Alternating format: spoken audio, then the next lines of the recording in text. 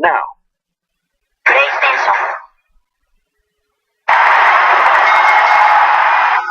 God bless you, you magnificent hairy bastard. I'm a big fan of Daniel Bryan, as are most people who aren't contrary bastards. And his career's been a real roller coaster over the years, albeit a roller coaster that suddenly stops in the middle of the ride and you have to get off and you're like, oh, I thought there was more, but the carnival guy just shakes his head and looks off in the distance like, don't cry, not in front of the customers, and then everyone walks home a bit sad. And sure, you have a Pizza Hut, but no one really talks. Just under a year ago, the most likeable wrestler in the world hung up his boots and stepped aside to become the most likeable general manager in the world. That is a great but understandable shame, and WWE would like to remember his greatest moments in the ring, but not these. These moments are B+ at best. I'm Adam from WhatCulture.com, and here are 10 things WWE want you to forget about Daniel Bryan. Number 10, Buddy Peacock. You may not think about it that much, but a wrestler's name is very important. After all, who would you rather watch wrestle? The Rock or Dwayne Johnson? The Undertaker or Mark Calloway? Shawn Michaels or Michael Hickenbottom? Oh dear. When Mr. Yes Movement wrestled on the Indies, he used his real name of Bryan Danielson, to which WWE's approach was, is it worth it? Let me work it. I put my thing down, flip it, and reverse it, changing it to Daniel Bryan. That was William Regal's decision, which was great because when asked to come up with some names by himself, Bryan came up with Lloyd Bonaire, which is lovely and very close to Lloyd Boner, and Buddy Peacock. Why was Daniel Bryan so desperate to include cock and boner in his name? Buddy Peacock. Jesus Christ, he sounds like a celebrity car salesman who's indicted for masturbating in swimming pools. Number 9, he was supposed to wrestle Charlie Sheen. American Dragon versus Tiger Blood. Sounds like the sort of thing you'd find in the bargain bin of Blockbusters. If you don't know what Blockbusters was, off child. But yes, in 2012, according to Daniel Bryan's autobiography, hot off the whole public breakdown winning meme storm thing, Vince, attracted as he is to human implosion, put plans in place for the ambassador to drugs himself to square off against Daniel Bryan at goddamn SummerSlam. A Raw 1000 Sheen as social media person, I don't know, for the evening took a pot shot at then heel Daniel Bryan, who fired back in an interview. However, thankfully the proposed match fell apart, and considering that WWE like their celebs to come out on top, we were spared the best technical wrestler alive, jobbing out to the guy from 2.5 Men. Number 8, he had heat for being vegan. That's WWE for you. You don't feast on the flesh of the dead. You're not a fighter. I bet you eat ice cream as well, you giant vagina. Yes, despite the fact that he could tie you up like shoelaces and kick you so hard that you change hair color, Daniel Bryan was dismissed backstage for being a vegan. Vince McMahon, who probably eats 2 steaks at a time, pushing him into his ears so the masculinity gets to his brain faster, once responded to Jericho praising Bryan with disgust. Him, he said, he doesn't even eat meat. The disdain went so deep that when he arrived on the main roster, they kept referring to him. He's small, he's weak, he's vegan. And then, Daniel Bryan proved to be one of the most athletic competitors ever, and WWE had to eat their words medium rare. Number 7, some of his talking smack shoots. Let's be clear, talking smack is a force for good in this world. What could have been very easily just another of those soundbite-riddled wastes of airtime like the Raw pre-show or the Mountain Dew kickoff has, over time, become near essential viewing and home to some of the best promos of 2016. The Miz shook the wrestling world, Ambrose shot on John Cena, Baron Corbin is great all the time for some reason.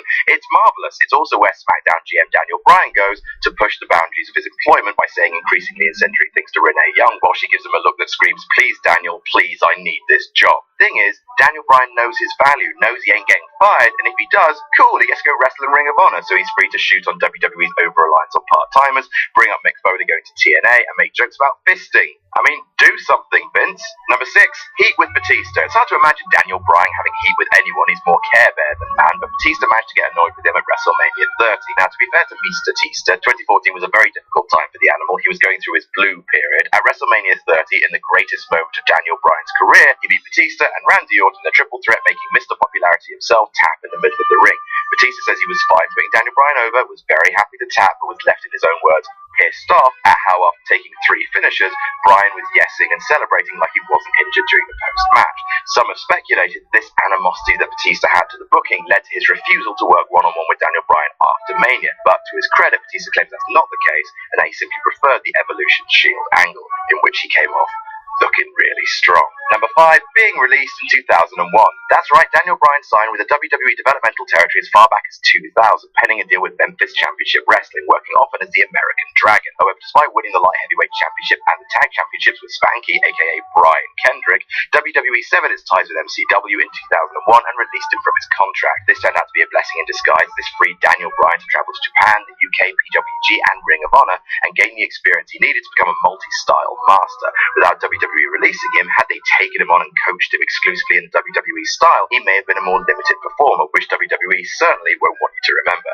And speaking of his training, number 4, his real mentor wasn't Shawn Michaels. Hey, remember 2013 when WWE couldn't stop popping a bollock at how Shawn Michaels trained Daniel Bryan, and Daniel Bryan was Shawn Michaels' protege, and how one time Daniel Bryan and Shawn Michaels kissed, but that was just a bit of fun, it didn't really mean anything. Well, that's typical WWE spin, and while it's true that Daniel Bryan was part of a class at Shawn Michaels' wrestling school, apparently HBK wasn't all that great at imparting what came naturally to him, and it was actually during his time at Memphis Championship Wrestling that Daniel Bryan found his one true mentor, William Regal, whom Bryan frequently credits as giving him more of the instrumentals to his game than he ever got from HBK, but that doesn't fit the story, so their relationship never escalates to the mentor-manatee relationship WWE tries to tell you Shawn and D-Bry shared. Number 3, nearly fighting Triple H for real. As you might expect from a man who spends his time wearing plaid and chopping wood and growing his own kale, it's quite hard to make Daniel Bryan really cross, but hey, if anyone can manage it, it's the game. On the June 17th episode of Raw in 2013, while Bryan was really starting to blow up in popularity, he was wrestling a no DQ match against Randall Keith Orton and suffered a stinger, a nerve injury, rendering him unable to move his arms after a flying dropkick. Despite this,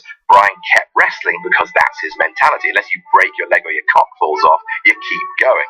Eventually, Triple H had the match called off from backstage, and suddenly a match Daniel Bryan was supposed to win was awarded to Orton via stoppage. Bryan stormed backstage, calling the decision bullshit, and got nose-to-nose with Triple H. The confrontation almost came to blows, which would surely have seen disciplinary action. Speaking of, number 2, getting fired. No matter how much WWE would like us to forget they almost permanently lost one of their hottest stars, it's damn impossible because it happened during one of the most memorable Raw angles ever. In 2010, the Nexus invaded Raw and went all Blazing Saddles pie fight on that motherfucker, trashing the ring, the barriers, and also the John Cena. All good, wholesome fun, apart from the fact that shortly following the incident, Mr. Bryan was fired. Why? For choking Justin Roberts with his tie and spitting on John Cena. WWE sponsors balked at such violence and wanted Bryan's head, and WWE complied and canned the future World Heavyweight Champion.